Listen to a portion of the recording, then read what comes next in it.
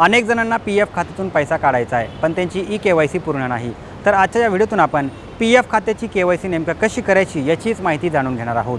नमस्कार, मी सलमान शेख आणि आपण पाहताय एबीपी माझा।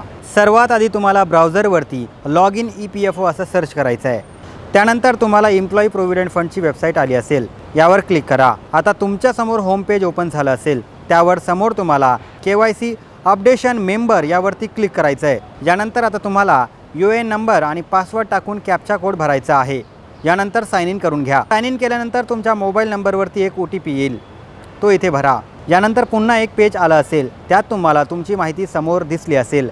आता तुम्हाला मॅनेज या पर्यायावरती क्लिक करायचं आहे। त्यावर क्लिक केल्यानंतर तुम्हाला आता तिसऱ्या क्रमांकावर के-वाय-सीचं ऑप्शन आलं असेल, यावर क्लिक केल्यानंतर पुन्हा एक पेज ओपन होईल।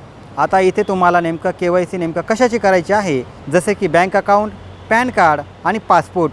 तुम्हाला जे के-वाय-सी करायची आहे ते इथे सिलेक्ट करा। आपल्याला बँक खात्याची के-वाय-सी करायची आहे, त्यामुळे आपण इथे बँक निवडू। आता तुमच्यासमोर एक नवीन फॉर्म ओपन झाला असेल, त्यावर तुम्हाला तुमचं नाव आलं असेल। आता तुम्हाला जो बँक अकाउंट पी-एफ खात्याला के-वाय-सी करायचा आहे तो नंबर इथे टाका। त्यानंतर IFSC कोड भरा आणि टर्म अँड कंडिशनला ओके करून सेव्ह करा। यानंतर तुमच्या आधारशी लिंक असलेल्या मोबाईल क्रमांकावरती एक OTP येईल, तो इथे भरा आणि सबमिट करा। अशा प्रकारे तुमच्या पी-एफ खात्याची के-वाय-सी पूर्ण झालेली आहे। तुम्हाला ही माहिती कशी वाटली आम्हाला नक्की कळवा आणि जास्तीत जास्त लोकांपर्यंत हा व्हिडिओ शेअर करा आणि पाहत रहा एबीपी माझा।